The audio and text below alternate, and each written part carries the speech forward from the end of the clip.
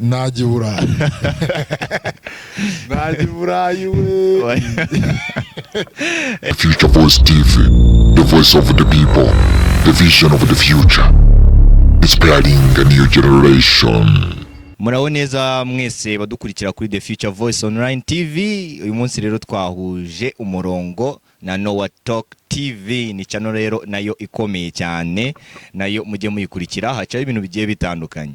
Rero murakaza neza muri kiganiro cyihariye aho tugiye kuganira ku bibazo bikomeye rero bireba muri Afrika n'ahazaza hayo. Ariko mbere na mbere reka tubanze twakire umwe mu batumirwa uyu munsi twatumiye. Murakaza neza kuri The Future Voice Online TV. Murakoze cyane, nitwa Noah Niyitanga. Ndashimira Mr. Sisiko ko yantumiye kuri The Future Online TV. Kuba twahuje imirongo ni ikintu cyiza, aho tugiye kuganira ku bintu byinshi bitandukanye byafasha umuntu, yaba urubyiruko, yaba umuntu mukuru, yaba umuntu ukiri muto, byose byabafasha. Ndagushimiye rero ko wantumiye, nshimiye n'abagukurikira bakore subscribe kuri The Future Online TV, kandi binashobotse musure Noah Talk TV naho mudushigikire kugira ngo turusheho kugera kuri benshi. Murakoze cyane, Imana ibaho umugisha. Murakoze cyane Noah. Ariko mbere yuko dutangira, ubundi umunsi wawe wagenze ute, uriyumva ute, urumva umeze ute? Umunsi wagenze neza, kugira ngo nze kureba hano Sisiko yanyobeje. Nazengurutse yanyobeje rwose, ariko finally nahageze. Kandi ndashimira Imana ko yandinze nkaba nageze hano amahoro kabisa. Ni byiza cyane, mutwihangane mutanu kujya tuza kare. Rero mbere yuko dutangira ikiganiro, reka mbaze nkubaza akabazo gatoya. Baramutse bagwaye nk'itike, none ahanga bakaguha itike y'ubuntu, ndetse bakaguha n'amafaranga yo kuba watangiza nka business muri Afrika, bakaguha n'itike kujyana hanze mu Burayi, wahitamo iki? Najya Burayi. Najya Burayi we. Rero ni ikibazo cyiza cyane. Rero nawe atubwiye ko yagiye Burayi, araza kutubwira impamvu rero yagiye Burayi. Munyemere rero mbanze mubaze ikibazo kimwe gusa. Kuki Afrika rero ifite imitungo myinshi ariko abaturage benshi bakennye? Wowe ubona ari nk'iye mpamvu? Icyo kibazo rero cyadusunikira kujya muri background ya Afrika. Afrika ni umugabane wagiye uhura n'ibibazo bitandukanye, ariko ikibazo cya mbere wahuye nacyo ni ikibazo cya colonialism cyangwa se gukoronizwa. Abanyafrika barakoronejwe, kandi n'uyu munsi bagikoronejwe. Rero umuntu ava muri Afrika akajya i Burayi kubera ko ajya i Burayi agiye gushakayo ubuzima bwiza.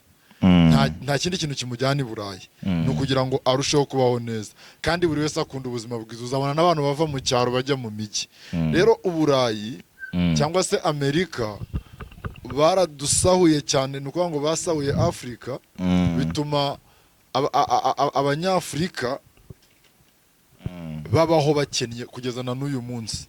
Rero kubera colonization, abantu bava muri Afrika, ndetse abava muri Afrika si abantu binjije. Usanga nk'urugendo rwo kugira ngo umuntu ajye i Burayi muri ziriya nzira zitemewe, abo bita ba sans papier, aba ari umuntu ufite amashuri yize, aba ari umuntu watanze amafaranga menshi, bamwe bakagwa mu nyanja, abandi bakagwa mu butayu, kuko ni ibintu birebire. Gusa ikituma bajyayo ni uko ugezeyo agira feedback nziza z'ubuzima bwiza. Urabizi ko n'ubwo bari bamasezerano yo kujya bavana mu bihugu by'u Burayi babazana muri Afrika, ariko the still bagenda bakurikiye imitungo abanyaburayi basahuye muri Afrika.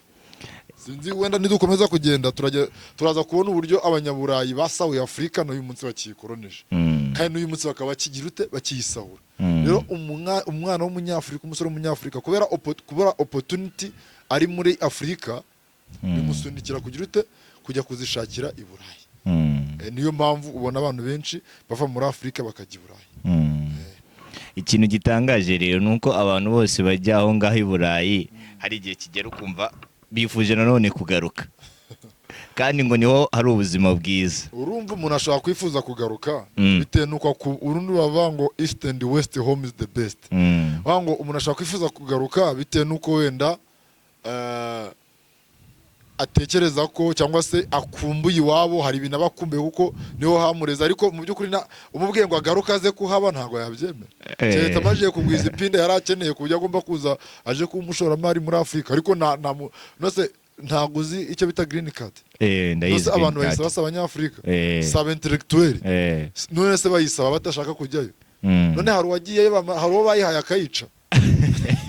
Ahubwo ikibazo njye nibaza, ubundi twebwe tubura iki kuki duhora twirukanya muri ibyo bihugu by'Uburayi, kuki twe tutakiyubakira ibyacu ko nk'Afurika twumve ko nayo ikomeye naho twagira ubuzima bwiza.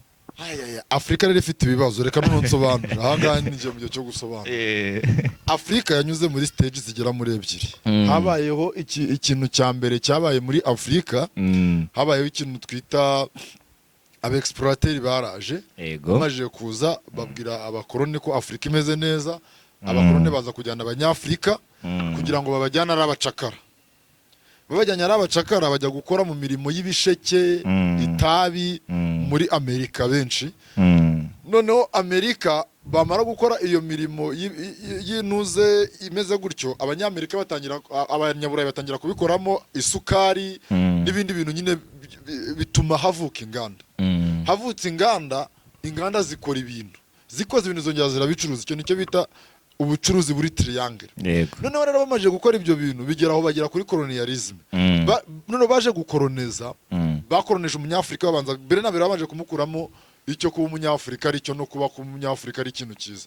Uzabona bavuga ngo umuntu yarasirimutse ngo wa mwana wo kwa Nakasisiko yabaye umuzungu. Kubera yuko kuba umuzungu ni igisobanuro cy'ubusirimu. So batangira gufata ibintu by'abanyafurika babigira ibishenzi n'ibintu biciriritse n'ibintu byo kujugunwa, n'abanyafurika barabyumva. None bavuye muri Afurika sasa rero hatangiye kubaho icyo bita ubwigenge. Hatangiye kubaho ubwigenge niko ikibazo cyavukiye. Abanyafurika bari barakoronijwe, havuka ibihugu bisaba iki? Ubwigenge.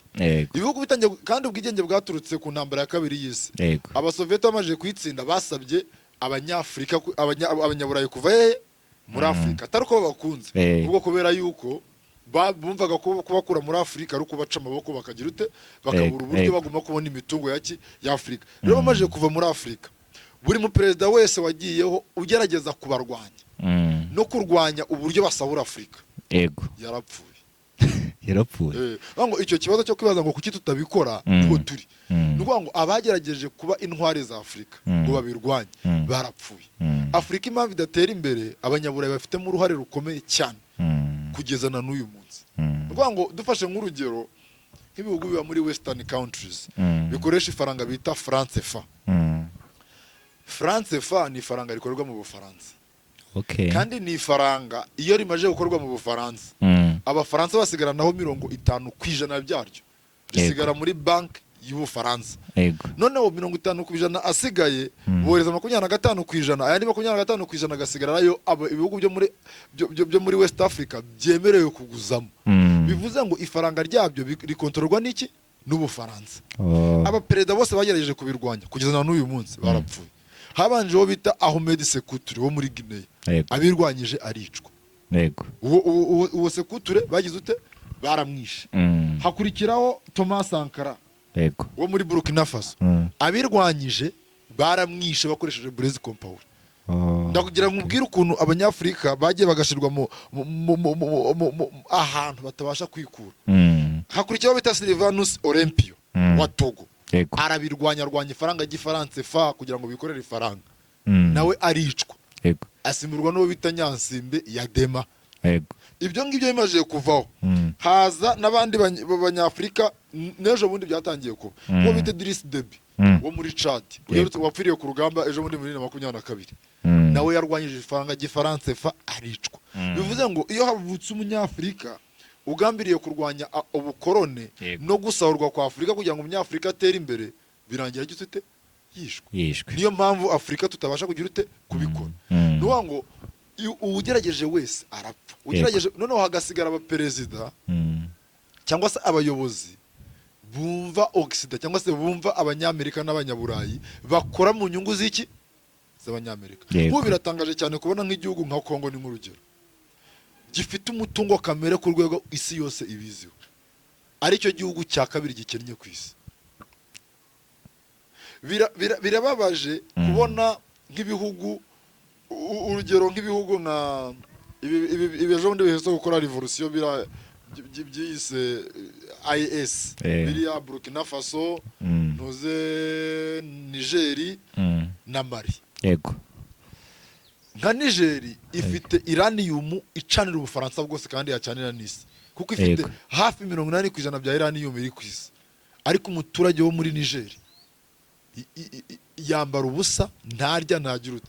Abagerageje kubakuraho ubona ibyo bakora babafatira ambarigwa. Impamvu rero Afrika tudatera imbere, impamvu tujya kwegura umutwe, wajya kwegura umutwe perezida ugerageje kurwanya abanyaburayi ngo bere gusahura igihugu mu nyungu z'abanyaburayi n'inyungu z'abayobozi n'imiryango yabo, aricwa. Uwo bita Noze Thomas Sankara yigeze kubwira abanyaburkina Faso ngo nimubona nabaye inshuti n'abanyaburayi muzamenye ko nabagambaniye, kandi it's true. Afrika ni ikirira abanyaburayi, ariko umunyafrika ugerageje kurwana kugira ngo ateze imbere abanyagihugu be, abanyaburayi baramwica. Kandi bazana ibintu ngo demokrasi, amashyaka menshi, ngo igitugu. Urugero rworoshye, yego, Muammar Gaddafi muri Libya, yego, umunyalibiya yabagaho mu buzima burenze kure cyane umunyaburayi. Umunyalibiya ageze ku rwego arangiza amashuri bakamurihirira, ajya gushinga urugo bakamukorera mariage, yabyara bakamuhemba, bakamuha inzu. Abanyalibiya bageze aho bakoresha umuriro batishura, yego, kugeza aho umunyalibiya mwahuraga wamubwira ngo twe twishyura umuriro akabaze muwishurira iki. Ingomero z'amashanyarazi zubatswe mu misoro y'abaturage, yego, none kandi ingomero z'amashanyarazi zirakituruna. None ni kubera iki wishyura umuriro w'amashanyarazi? No ukandi ukavuga ngo nugusana akabati sindi misoro dutanga ntiyasana. Ku bwa Gaddafi Libya iribayeho ku buzima burenze n'ubw'abanyaburayi. Umunyalibiya yarigaga kugeza igihe agize ute ananiriwe, ariko se abazungu 2012 ntibaje bakamwica. No se uburi bimeze ute? N'amatongo yarangiritse. Impamvu tutabyubaka nukubera ko ikibazo kiri hehe, kiri mu butegetsi. Ubutegetsi bw'abanyafrika ntibushirwaho n'iki n'abanyafrika. Nene se ntabaciye mu ijambo Nowa, ubona Afrika izigenga ryari? Afrika kwigenga kuko ubusanga n'ubundi tugendera kuki kuri aba bakoloni. Nk'urugero ubusanga ibihugu byinshi bya Afrika bikoresha indimi zabo.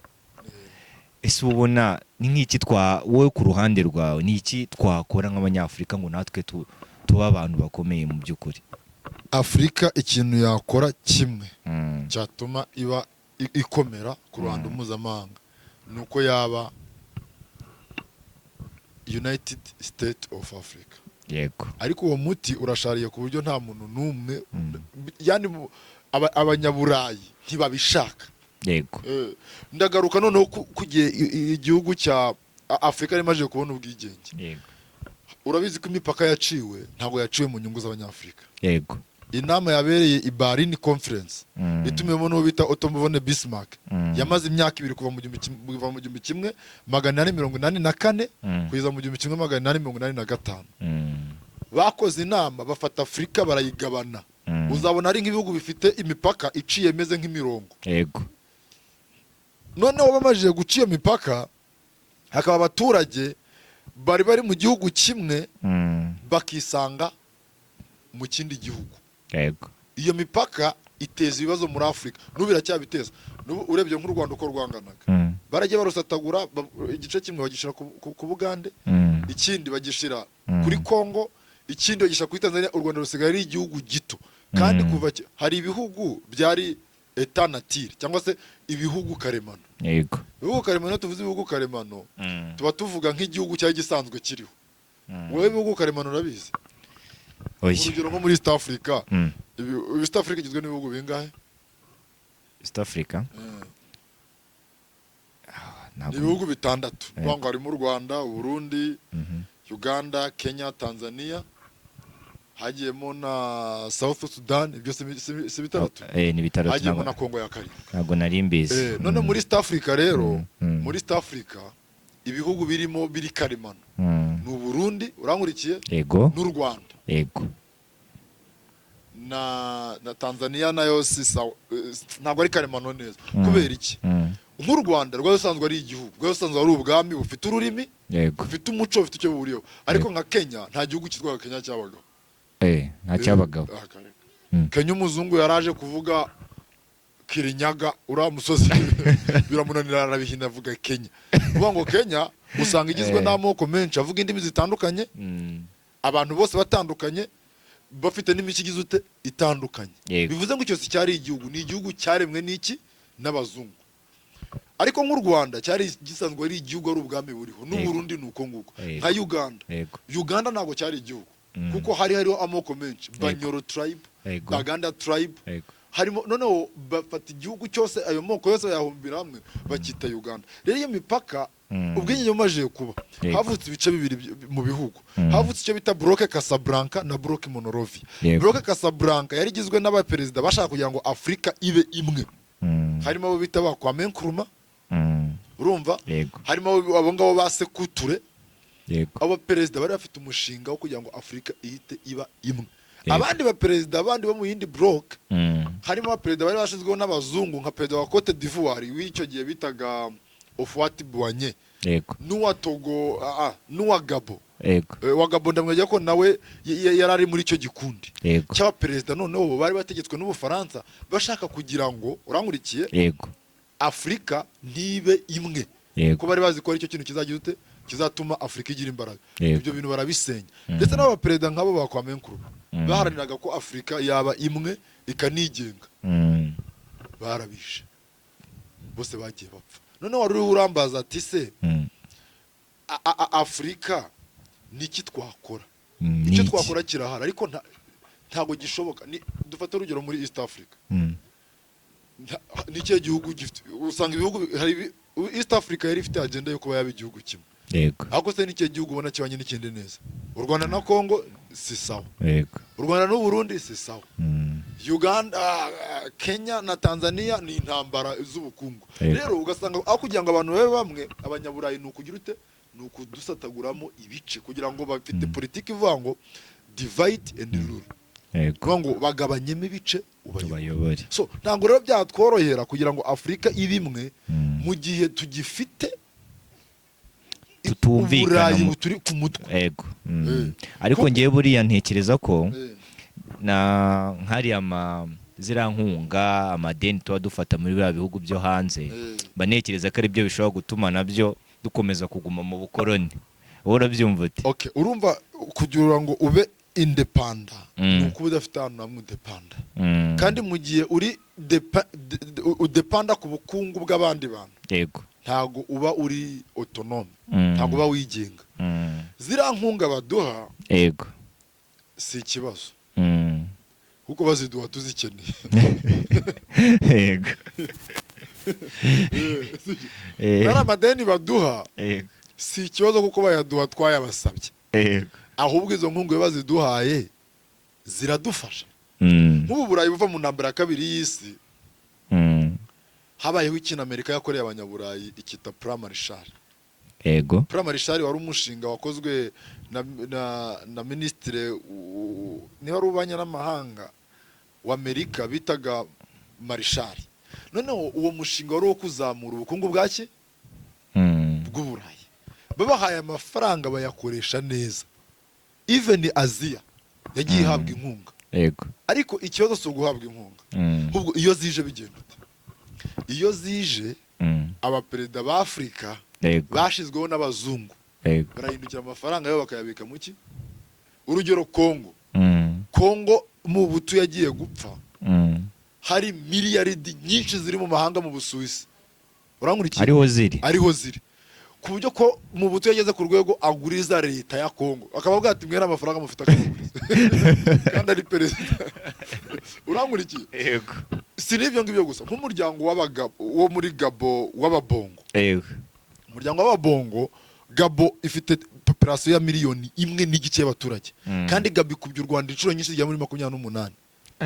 Ariko peteroli icukurwa muri Gabo, buri muturage ku mwaka yemerewe ubugunguru 18 ubugunguru 1800 bwa peteroli babagabanyije ariko abaturage bo muri Gabo barakicwa n'inzara abandi baracyabura uko biga mu gihe iyo peteroli icukuwe 80% yego bya income ya peteroli ijya mu Bufaransa 20% bisigaye 15% kakajya mu mufuka w'umuryango w'ababongo noneho 5% gasigaye niko kabonera ka benefit y'iki umuturage bivuze ngo mu gihe tugifite ubuyobozi bwashizweho n'abazungu butatowe n'abaturage bugakora mu nyungu z'abazungu mu by'ukuri ntaho Afrika twagera nubwo twaba bamwe kubera impamvu tutaba bamwe ni kimwe abaperezida batowe n'abaturage iyo ahuye n'uwashizweho n'abazungu babishwaniramo yego ushaka kubaza ati hari nk'ikintu bashyizeho cyitwa African Union ibihugu byose bihuriramo yego African Union ukibwira ati kuki batayiheraho ngo Afrika ibimwe African Union ni ikintu kiraho cy'igipankate kidafite nicyo kimaze kubera iki niba ufite African Union iterwa inkunga n'abanyaburayi ku kigero cya 90% yego ari bo ba finance n'amazi bera y'abafinance byo mukora uzigobotora umunyaburayi gute urankurikiye yego mu gihe ari ugutera inkunga ku kigero ari umuntu kugaburira ni ubugutegeka ubwo rero kwigenga kwa Afrika ntago biri vuba ahangaha gusa hari ibihugu byabigerageje nubwo bimerewe nabi nk'igihugu cya Burkina Faso cya Ibrahim Traoré n'igihugu cya Mali n'igihugu cya Niger bari abasirikare bakoze revolution bafata ubutegetsi bitandukanya n'iki bitandukanya n'abafaransa bitandukanya na Occident ariko nabo ni intambara zihorayo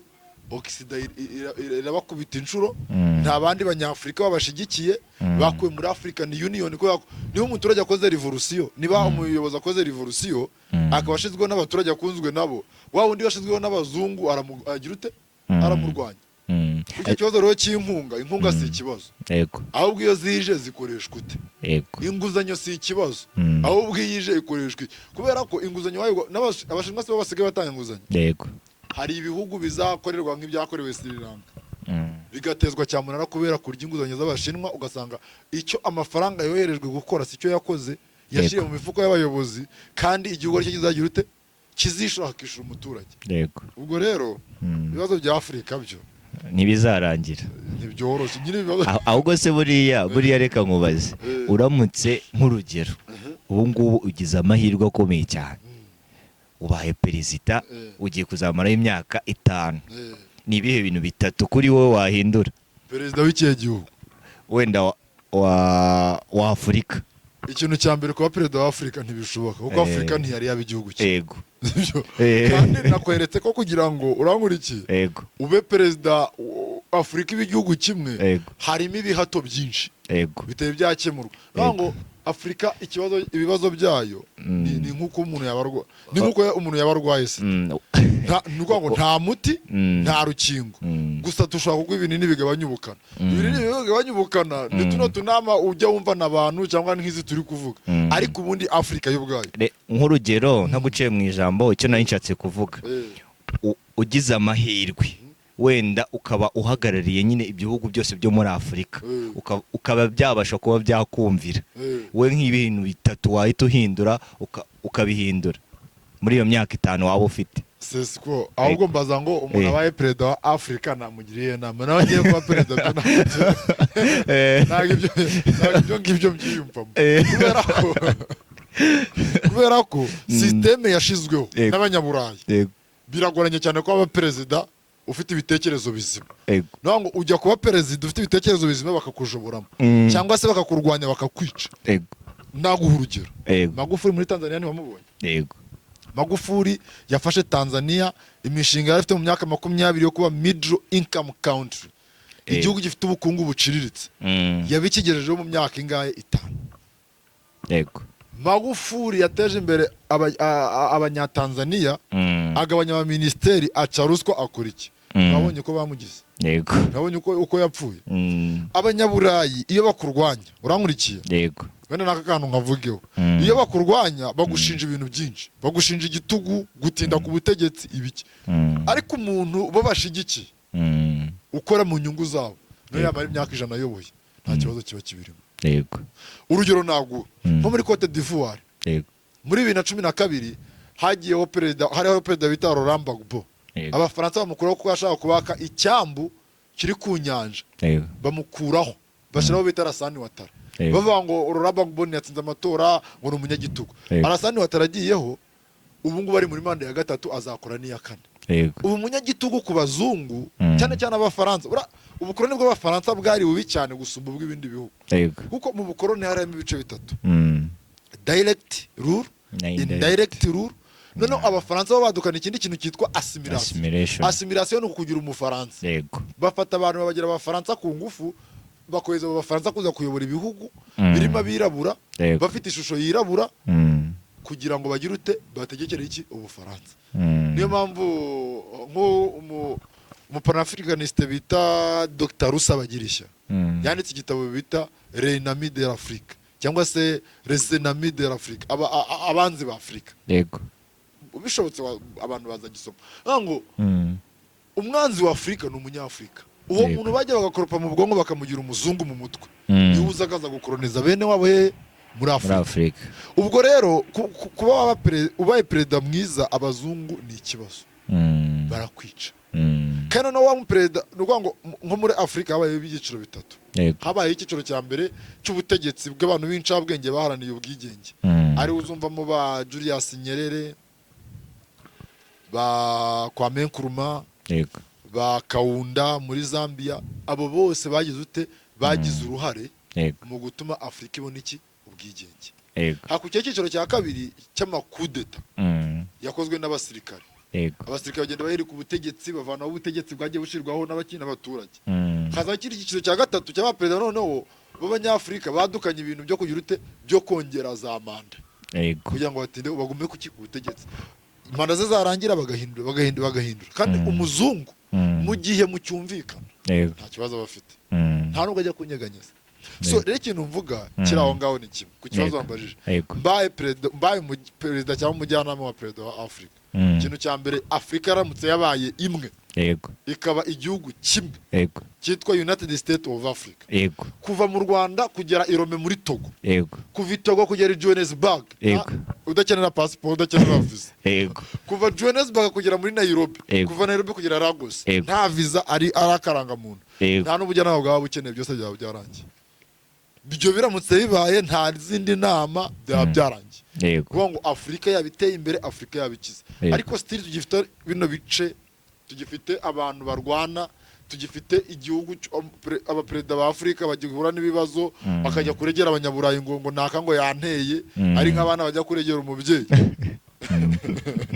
still bino bibazo tuzabibamo tuzanabitindamo ahantu kuri bino bibazo bya Afrika tugomba kuhatinda kubera ko turacyafite urugendo rwinshi rwo kugira ute rwo kugenda have a long way to go abantu nka Libya ejo bundi senyuka Afrika si yacecetse yego Libya ubu nicyo gihugu kitarangwa mu mutekano na muke muri Afrika cyari cyo gihugu gikomeye muke muri Afrika none se niba igihugu nk'icyo gisenyutse Libya yazamuye satellite kugira ngo dukoreshe telefone gutyo uhamagara umuntu kuri pake cyangwa ku mafaranga make ubu ni mbere kugira uhamagara umuntu yego telefone yajya kubanza kugira i Burayi ikongera ikagaruka guhamagara umuntu muri Afrika no ngo niba uri i Kigali uhamagara umuntu uri i Huye yego telefone yajyaga i Burayi yamara kuvayo Ikajya i Burayi. ikagaruka i Huye kuko Afrika nta cyogajuru yagiraga Gaddafi yego icyogajuru cyagomba kugura miliyaridi 800 z'amadolari ni menshi cyane ni miliyoni 400 z'amadolari yego Gaddafi yatanzemo miliyoni 400 kandi numva amafaranga ari make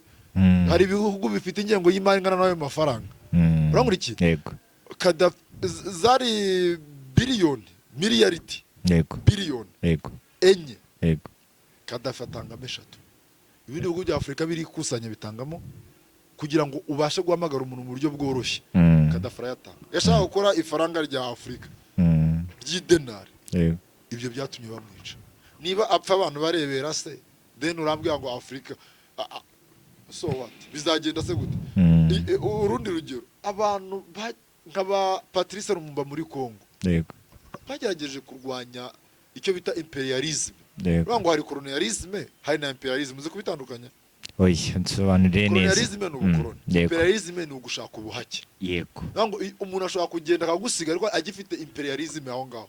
Ngo ni ukuguhaka. Yego. Lumumba yashatse kugira ngo Kongo ibe igihugu cy'abanyekongo. Yego. Yarishwe asimbuzwa mu buto. Yego. Wakoreraga iki? Abanyaburayi. Rero Afrika iramutse ibaye imwe, Abanyafrika baramutse babaye umuntu umwe, aho umuturage agenda ari free pass, n'ibicuruzwa ari free pass, byaba birangiye. Ariko Abanyaburayi ntago bashobora kukwemerera icyo kintu kibaho. Ni ikibazo. N'ibihugu bindi bigerageza nk'ibyo nakubwiye bya IS birabyo muri Sahel, bya Burkina Faso, Mali na Niger. Na n'ubu ngubu Niger ni ya Abdurrahman Chiani, uramu general. Na n'ubu ngubu biracyarwanywa n'ibindi bihugu by'Abanyafrika. Kandi bucyo bakoze ni ukwigenga. Umunyafrika araguruka akongera akabarwanya. Bakuye muri African Union, barakomanyirizwa, kandi icyo bashaka ni iki? Ni sovereignty, ni ubwigenge. Rero Afrika ibaye imwe, yego, c'est fini. Ariko kugira ngo ibimwe, we have a long way to go. Dufite urugendo runini rwo kugira ute rwo kugenda. Sinzi niba hari ikindi kibazo ufite. Ni icyo ngicyo nta kibazo, urakoze cyane. Kandi ndumva koko Afrika dufite urugendo rutoroshye, rukomeye. Dufite urugendo rutoroshye, gusa turamutse tubonye abayobozi mbese muri make bakadufasha. Buriya akenshi hari bamwe no mu bayobozi bari depends kuri ba bihugu byo hanze, ariko twebwe ubwacu bari abayobozi bayobora, baramutse bo bafashe umwanzuro bakavuga bati mureke dukore iki ngiki natwe tugira aho tugera, byadufasha. Nubango abayobozi bafashe umwanzuro, ariko cyane cyane nabo bagashikirwa n'abaturage, kuko iyo ufashe nk'umwanzuro uri umuyobozi bahita bagushiraho ibihano byambarirwa.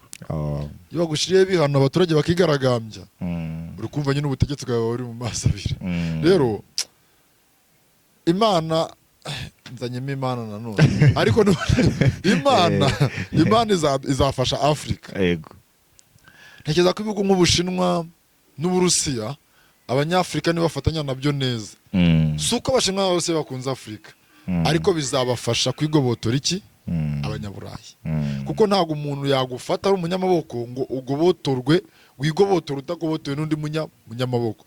Rero nibigera abantu bakesha agaciro, bagakoresha inkunga neza, bakishakamo ubushobozi, bakagenda biteza imbere, abaperezida n'abaturage bagashigikirana, byenda birushaho gutuma Afrika iba imwe. Gusa kubabizi n'urugendo rurerure, kubera ko nk'iyo urebye ibihugu byo muri Afrika, nose nk'ubu nka Kenya bayihaye inguzanyo yo gukora umuhanda wa gari ya moshi Mombasa Nairobi.